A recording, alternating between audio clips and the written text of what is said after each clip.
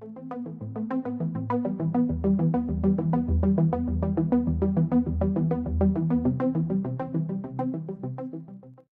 thing about understanding things in their utility role is that what you start understanding is that everything that in an Adam Smith world was an asset, which was ultimately a unit of production, and the unit of production was to control something that ultimately you'd have as a scarcity, so that you could actually manipulate supply and demand, and therefore manipulate the velocity of money and all of those cool things that, you know, we get wrapped up in as we look at modern economics. The missing unit in Adam Smith's worldview is that he stayed stuck in a worldview that said, I've got a unit of production and I've got the produced good at the other end, and somehow or another the human plays this bizarre animating role in the middle of satisfying the thing called consumption. But you don't really have a view within Adam Smith's thinking about utility. Now, utility comes in, I mean, John Maynard Keynes talks about utility all the time, but he's not really talking about utility either from the standpoint of saying, at the end of any process, have you in fact optimized utility, or have you done something which compresses utility into a very finite space?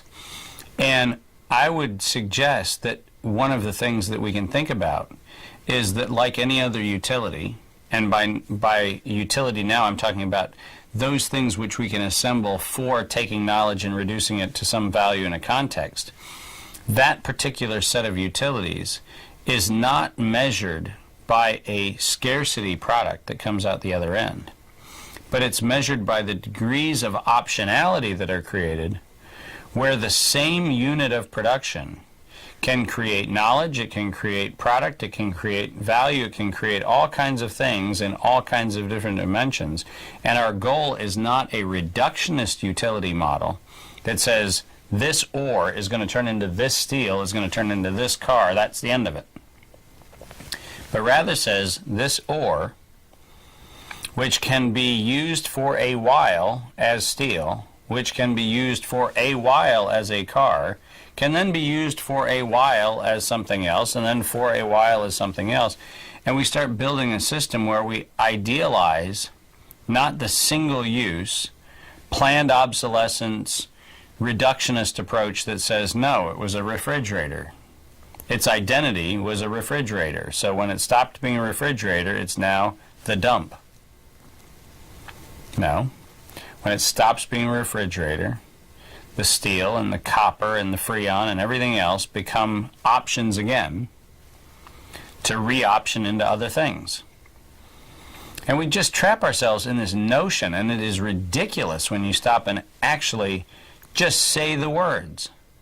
So what you're saying is you started with dirt, you threw most of the dirt away, then you heated what was left, and it became this stuff that you could bend and mold and weld and wrap and coil and all kinds of other things. And when that was done, then you filled these little coils with a pressurized gas, and you did all that, and then you had an opportunity to plug it into the wall, and then for a period of time it kept your Cokes cold. And then when it stopped working, you decided, well, it's cheaper to go out to buy another one, and so I throw that one away and I get another one. And you stop and sit there going, well, hold on a second. What about all the stuff that happened between when it was dirt and when it was the refrigerator? And how many other things are possible with all of those components? And where in any economic theory is the replenishment mechanism? And the answer is, there isn't one. It is production for the sake of consumption. Not production for the sake of production, for the sake of production, for the sake of production, for the sake of production, where the consumption becomes a finite period of time during which you have utilization, after which your utilization ends, therefore production starts again. You know, and the kind of conservation impulse and the kind of eco-sensitive impulse that's been emerging around this concept of cradle to cradle instead of cradle to grave, which is a great impulse, and there's some really brilliant wisdom around the concept. But when we think about it, we think about the fact that that is presented as some sort of, breakthrough narrative of some elevated consciousness until you realize that you can travel many parts of the world where there's no breakthrough elevated consciousness there. It's been how people have been living for millennia, and living quite well for millennia. So we give ourselves a lot of credit for something that we allegedly innovated in our awakened state in 1994, 1995. And we didn't really awaken anything. We actually just broke one of the stupid hazes that we had long enough to realize that there's a better way, which happens to be a way that a lot of people are using.